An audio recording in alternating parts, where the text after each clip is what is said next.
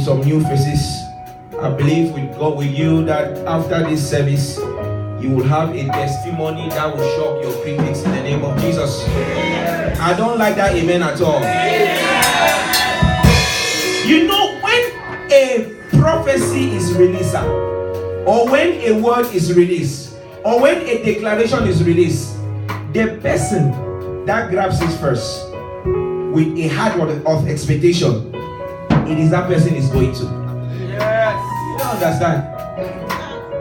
The person that flies is like a fight, it's like a race. The person that flies first with a heart of expectation, it is that person who receives that testimony. That is you God is talking about in the name of Jesus. I don't like that amen at all. Friends, we live in a generation where people don't care about revival meetings like this. Today I was speaking to God and He said to me, yes, they may have gone to work. Yes, they may have gone to their businesses. Yes, they may have gone to do their other things. And then He asked me that, who gave them those businesses? The Bible says that it is God that giveth power to make what? To make wealth. That is why He began to show me some certain things. That is why you see a single woman is so on fire today. Because they are single. So they are on fire. They are praying to and fro. But as soon as they get married, ask them anything, my husband name, and you wonder why that never works. Because their husband has substituted the place of God. God gives a man a business idea, and the next thing you ask him, why were you not in church? My business, I have this transaction I have to transact. And God is saying that look at the business I gave you. You have made of that business an idol. What's an idol? Anything that takes the place of God. Some of you who are watching TV for 4 hours and have no time to praise God for 3 minutes, you are indirectly saying that that TV has taken what? The place of God. Hallelujah. Amen. I know some of you don't like this kind of messages. Rehoboam came, like I was saying to you earlier. God said to him, go. God will honor the person who obeys regardless of what is going through. Does that make sense? Regardless of what is around them. I gave you so many testimonies. When I was with my wife, I was working full time. And we were living well, no doubt. But once I had the call, I stopped one of the jobs. Then the other one I was doing part time. Then I had 2 jobs. And what happened? Guess what, sir? Now we live a better life than we were living when I was doing 2 jobs. Why? Because seek first the kingdom of God and all His righteousness, and all other things that others are chasing shall be added unto you. You don't need to struggle. You'll see like you'll say there's a house here, a duplex.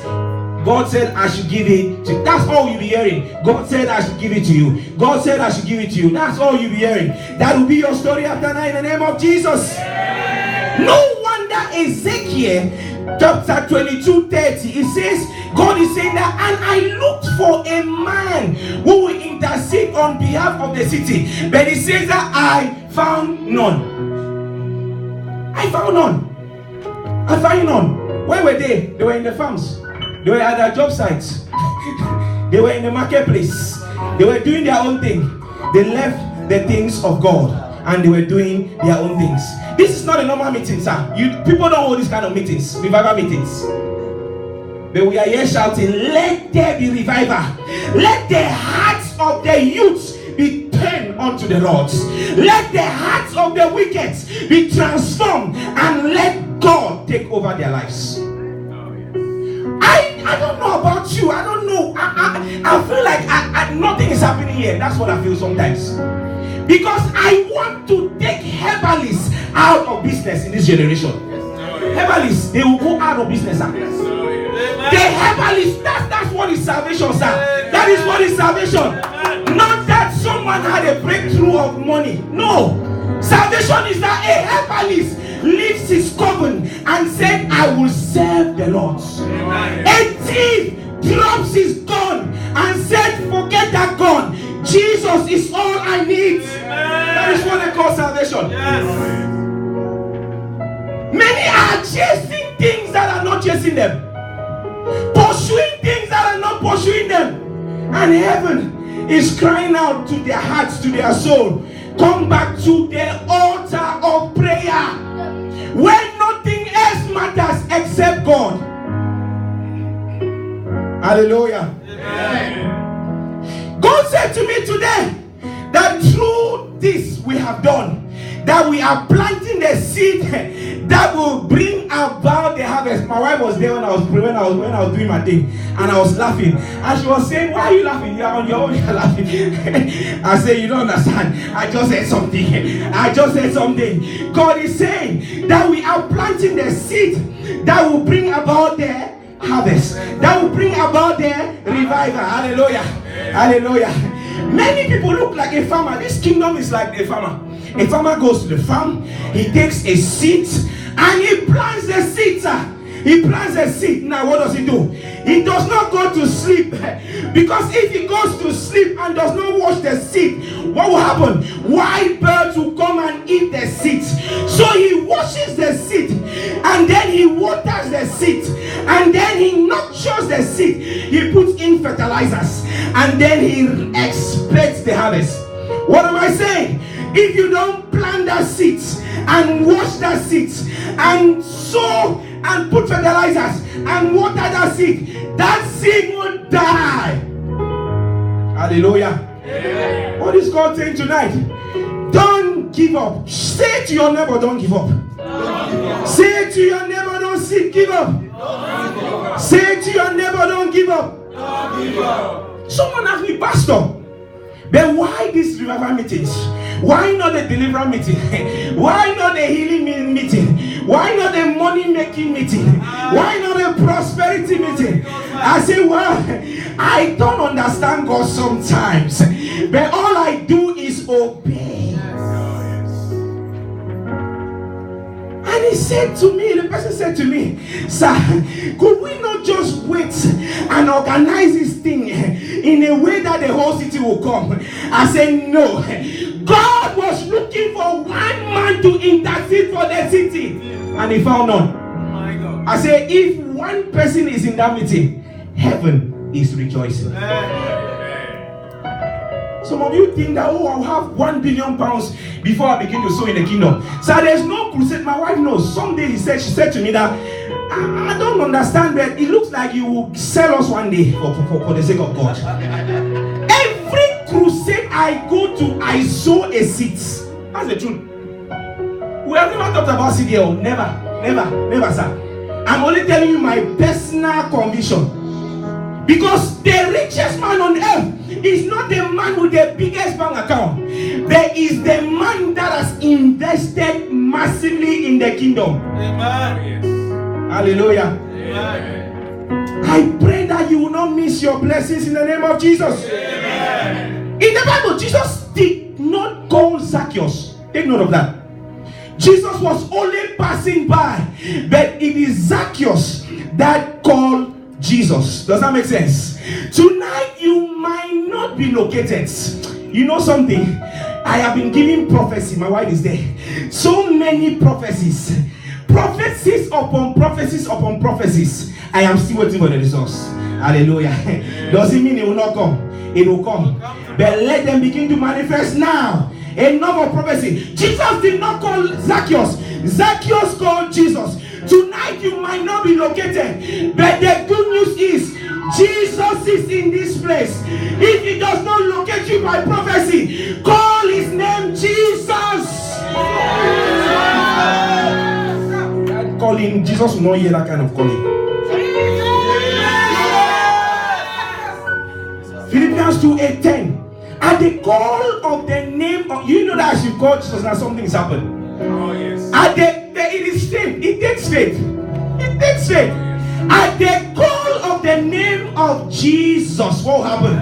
Every knee in wherever they are, in the I'll add this one, please. In the air, in the land, in the sea, under the water, in the forest, wherever where they are cooking incantation against Word and Fire ministry, they will bow in the name of Jesus. I say, whosoever may have said that you will not move into that glorious destiny, God is taking them out in the name of Jesus. I don't like that, amen. The Bible says that God asked Solomon what he wanted, but Solomon did not ask for gold. Solomon never asked for silver. Solomon never asked for money. Solomon asked for wisdom, and God gave him all that every other person may have asked.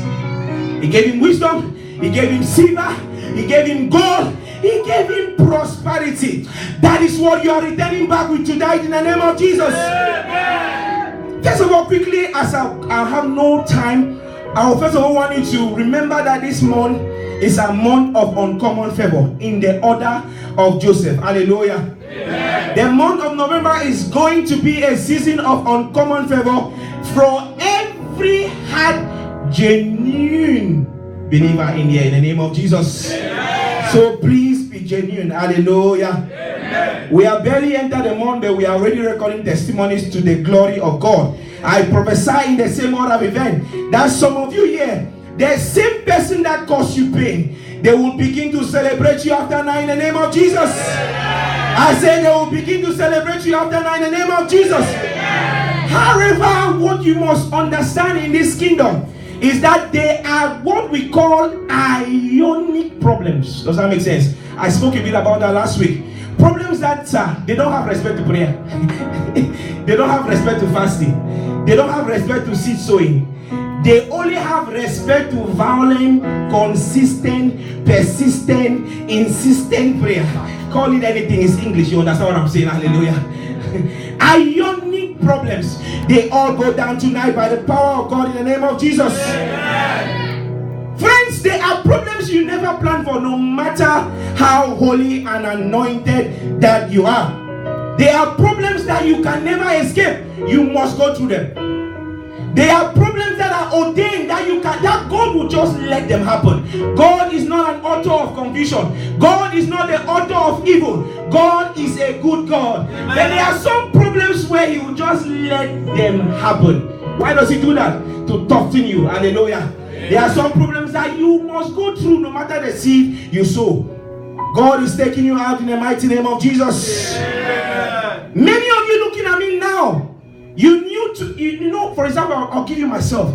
If you told me 10 years ago that I'll be preaching in a ministry like that, I'll tell you no. Don't get me wrong, I was privileged to be the head of a ministry in Cameroon. And God was good altogether. But when I came in here, I derailed.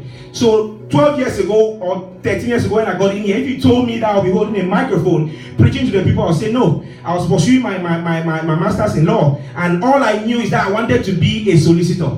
But God had other plans. Hallelujah. Amen. But you know the good thing, when God directs your life to His direction, man, there will be so many fishes in your boat. I did not hear an amen. You don't understand. It takes uncommon favor to come out. Uncommon favor makes things easy for you, sir. Jesus met Peter. They have toiled all night. They could not catch any fish. In fact, that night it looks like all the fishes knew that Peter was coming to fish.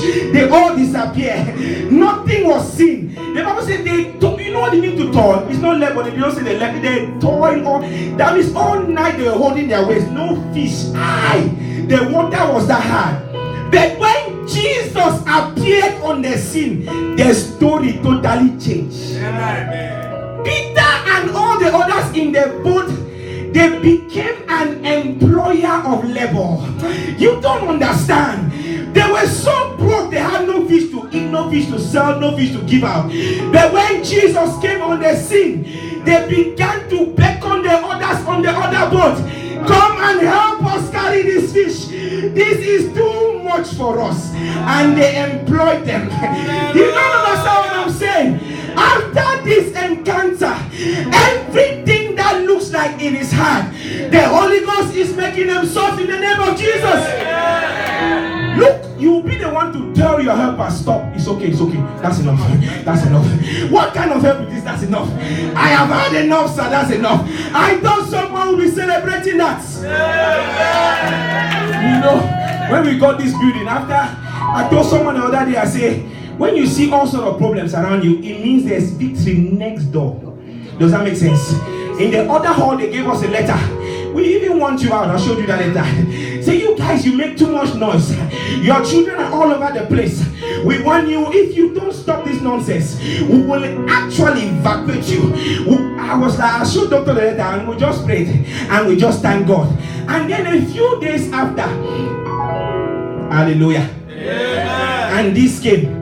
And when we came to meet the man who had this place, and he began to say, I will give, though he has enough of all his promises, but he began to say, I will give you this, I will give you this. It's like he was confused, he didn't know what he was saying. In fact, I will add you one office, I will add you another office. My wife was, I will give you pens. I told my wife, I said, no, this is too much now. I told them, I said, stop, sir. This is too much, I don't want anymore.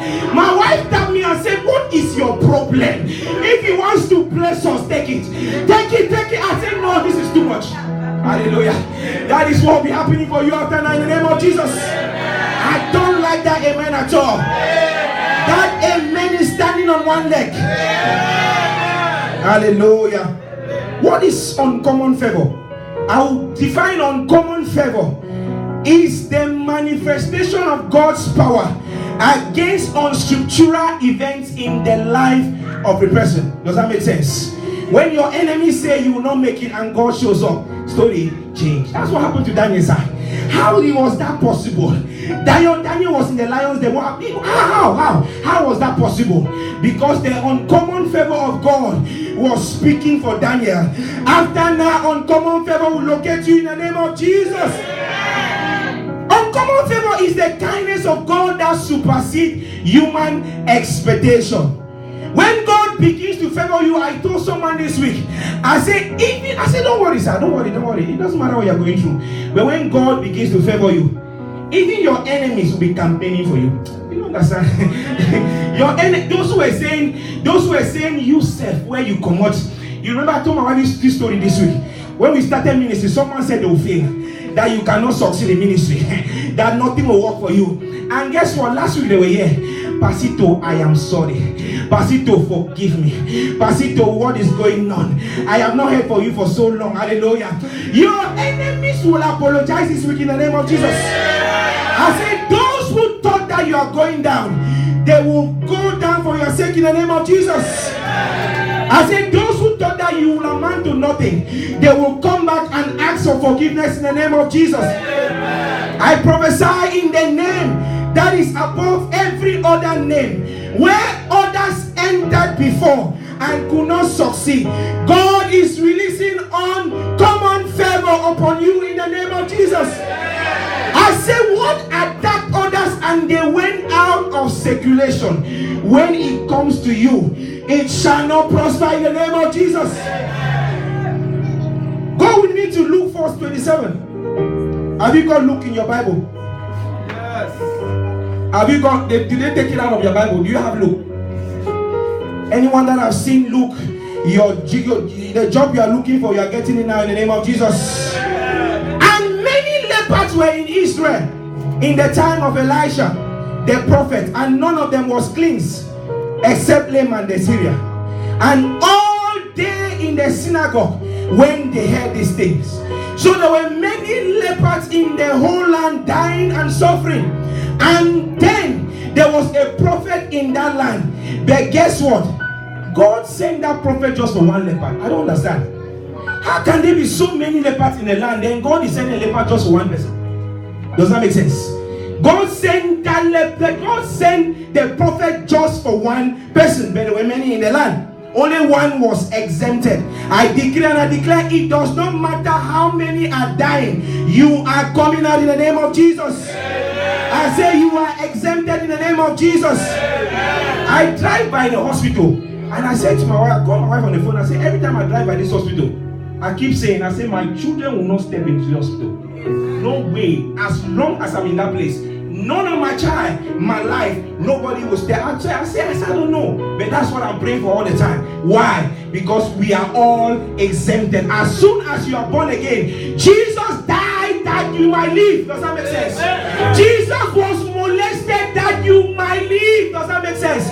Jesus was broke that you might be prosperous. Does that make sense? How can I say I cannot be broke? I cannot. It's not possible. I cannot. Why? Because I know my kingdom identity. That is what God is releasing upon you now in the mighty name of Jesus. Amen. Friends, when you are connected to uncommon favor, while others are saving to buy a car, you buy it cash down. Hallelujah. I say, while others are saving to buy a car, before you know there's a check under your door to give you that car. Hallelujah. I think about 3 weeks ago, I went to get a car, and I got there, and for some reason, uncommon favor, the guy, a car that is worth almost 8,000 pounds, I bought it for like half that price. Hallelujah. But the price online was about 8,425 pounds, something like that. And then when I got there, I don't know whether he was confused. I don't know whether he saw an angel. I don't want to know. Hallelujah. That is what uncommon favor will be doing for you this week in the name of Jesus. When uncommon favor hits a woman, others will be tying themselves. They'll be arresting their breasts. They'll be arresting their bum to attract men. But this woman will not even need makeup. That woman will just go out like she's going to buy okra at the local shop. And that helper, that husband from heaven will locate that woman immediately. I don't know about you. Anything that you hope for, anything that you are prayed for, this month, uncommon favor will release it to you in the mighty name of Jesus. I don't like that amen at all. I say, even where you are not qualified, uncommon favor will speak for you in the name of Jesus. Do you know that even in business, in your career, in your ministry, there are people that are so unlovable, sir? But how can I say that I have never met someone I don't love? Uncommon favor. Does that make sense? When God releases uncommon favor upon you, you love everybody. There's nobody. We go out for charity now. You see somebody who even vomit on your skin. Does that make sense? But you still have to wipe yourself and give them what they want and go to the next person and to the next person and to the next person. Why? Because you look up to heaven from where cometh your help. Hallelujah. Amen. I see help coming for you from above this morning in the name of Jesus. I see help coming from you from above this morning in the name of Jesus. Let your solutions become mysteries to your helpers in the name of Jesus. When uncommon favor locates a man, what happens to that man is a billionaire brings themselves down to your level to help you. Yes. You did not get it. A billionaire. We are ordinary men, sir. Very, very ordinary. But a billionaire bring themselves that low to help you. What is that? Uncommon favor. It must speak for you this morning in the name of Jesus. I don't like that amen at all. Ephesians 1:3. Blessed be God and Father of our Lord Jesus Christ, who has blessed us with all spiritual blessings in heavenly places in Christ Jesus. Now this is where it becomes really interesting. That is a past tense. It simply means all that you have been crying for, all that you have ever hoped for, all that you ever prayed for, that has been delayed, it has already been provided for you. Amen. Hallelujah. Amen. It has already been provided for you. It has already been released from heaven. From the day you prayed like Daniel, it was already made available for you. But now we shall look at three things. How do you receive what God has already given you? Hallelujah. Amen. That's your neighbor. Are you still here? Number one, you must have a good heart. Tell your neighbor you must have a good heart. Tell your neighbor you must have a good heart. So you know, even you and I, every time we pray on Saturday, a few months ago, we pray that God give us a heart. That this revival will not be for our advantage. Does that make sense? We'll say give us a heart not to put our needs first before them. I mean, I've seen crusades, where pastors are fighting for money. You don't understand. You don't understand. Hallelujah. Yeah. Jeremiah 17:9, if you are there, read. The human heart is the most deceitful of all things and is desperately wicked. It says, who really knows how bad it is? So God cannot use a bad heart to bring about revival. God cannot. It's not possible. Not the one I know. God can. Look, when I do one mistake, the way I cry because peace leaves me. That should tell you that a man who is astray with God cannot help any other person. Because what you give to another is what is in you. Hallelujah. Amen. The truth is that without a good heart, you cannot impact anyone positively. Revival starts in your heart. Just like the guest speaker said, Pastor Femi said. Revival starts in your heart. Revival starts in your heart. If you want a good marriage, just have a good heart. You want a good business, just have a good heart. You want a good ministry, just have a good heart. Hallelujah. Yeah. Today we live in a generation of users. And the users cannot be a revivalist. Does that make sense? We live in a generation where many take goodness for granted. And no matter how good you are, someone will always betray you. Does that make sense? I was telling someone the other day, I said, don't kill yourself for nobody. Does that make sense? Don't be under pressure to help anyone, sir. Because whether you give them 10 million, if they want to abuse you, they'll still abuse you. It's the heart. Hallelujah. Amen. Don't kill yourself for anybody. If you want to have a good heart, be at peace with yourself. Be at peace with everybody. But don't kill yourself for everybody. Does that make sense? Yes. Go to the witches in the village and give them 23 cars. Each house, 23 cars, 23 cars, 23. They'll finish eating the car and say, kill him. Jesus came and they said, Hosanna, Hosanna, we have seen the king. And then the same people turn around and say, we don't like his face, kill him. Hallelujah. Amen. Don't kill yourself for anyone. Because when they die, when you die, they will take over. Does that make sense? You know, if you are not careful, they will even repent, and God may use them to bring about the revival. Hallelujah. Don't kill yourself for everyone. Do not please anyone. I told them, I said, we are not called to please people. We are not called to impress people. Does that make sense? Yes. We are not called to impress. We are called to express the power of God, like we're talking today. Yes. He was telling me today that he wants to see, they were saying they want to see short legs growing out. I don't know how you put it. That they want to see, that is what is called revival. A heart that looks at wickedness and say wickedness will not exist. Amen. A heart that looks at the cripple and say, why are you crippled now? Why are you sick crippled? Wake up and walk in the name of Jesus. Amen. Hallelujah. Amen.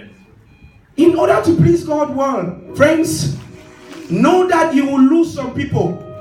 But also remember that you don't owe anyone anything. That's what I always say. You don't owe anyone any explanation, sir. I told you guys here sometime, I say, when we went for the crusade, for the separation, the Lord said to me that very soon, my son, your message will become your mockery. Hallelujah. Say, you don't need to explain yourself. Carry on. Why? Because if God is for you, who can be against you? Who is he that said and it cometh to pass? When this God that we have. Hallelujah. Hallelujah. Amen. Thank you, Jesus. Many of us, we have been betrayed by people who were very good to. But remember that it only takes a good heart to bring about revival. And that the enemy, now what the enemy does is he sends people into the life of many Christians to give them hurts, to give them thorns in their flesh. And when you have thorns in your flesh, sir, no matter what you pray, you're wasting your time. Wasting your time. Nothing. Doesn't even cross the roof. Doesn't even cross the roof. I hate something. Say. You might have a husband. You might have a. Someone met me once and said, sir, I came to your house and you are washing dishes. Pasito, who did this to you? That's not what they said, but indirectly, I'm just telling you what they meant. How can you be washing dishes? How can you be feeding the children? I said, you wonder why you are single. Hallelujah. Because I have this mentality that even men are chefs. Does that make sense? And men are chefs, Nasa. So who am I? I said, take this African mentality and take it away. If my wife is that busy, what will it take from me to help her wash the dishes?